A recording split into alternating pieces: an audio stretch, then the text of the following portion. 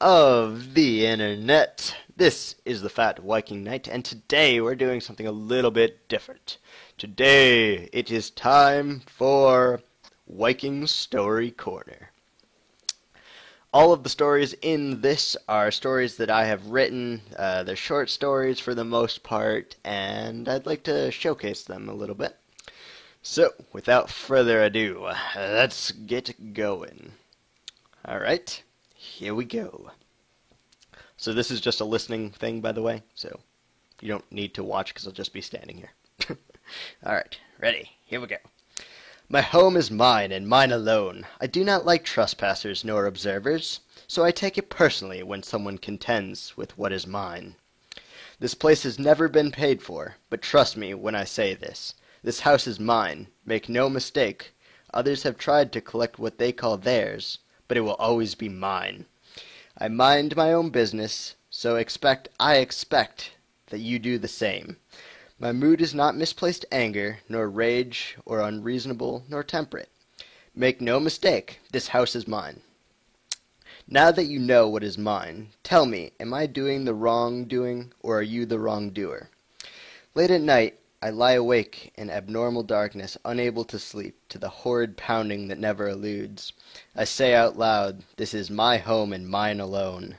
Heed these warnings, make no mistake. I will defend what is rightfully mine. You nor anyone else will take that away from me. I repeat this many times, hoping you will not do something stupid, but God forbid you try. I will be waiting. The noises now are getting worse every day, and that I can tell you makes me very unaware of my actions, and something might happen to you. It is now the 1st of the month, my favorite day every time. The bill collectors are here once again. It won't be the last, and it certainly is not the first. Why won't they learn that what is mine and mine alone? No one will ever take that away from me. I sit in the dark, waiting patiently for my dear old friend. Finally, at 1:45, there was a knock on my door. Slowly I got up, making him wait just like I had. I reached my door and peered through my peephole, and much to my delight, he was all dressed up on my behalf. The door swung open and I greeted him. I know what you want. Won't you come in? I've got your money right in my kitchen.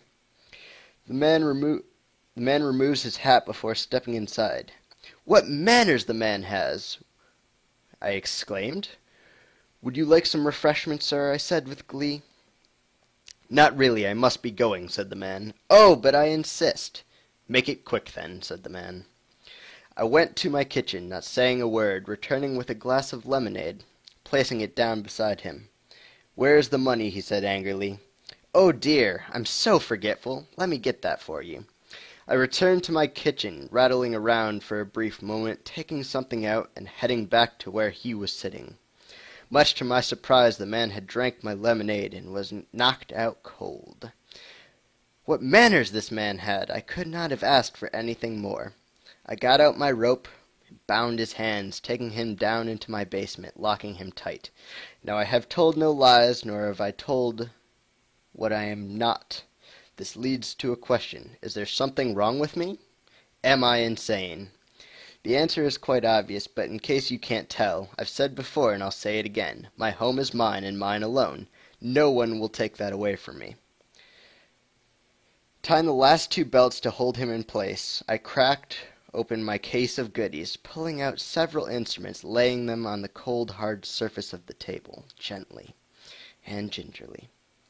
I walked over to get a cup of water from the pipes leaking above, pouring the water drip by drip. I grinned with great satisfaction as my new friend arose from his slumber.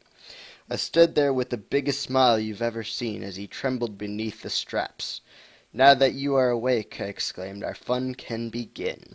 The scene was straight out of horror. The walls consisted of bleak gray concrete, the walls soaked from the leaky pipes, the single light bulb flickering incessantly.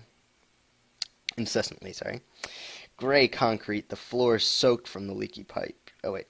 Oh, I was already there. Its reflection bouncing back from the floor. Are you ready, friend? I asked sheepishly.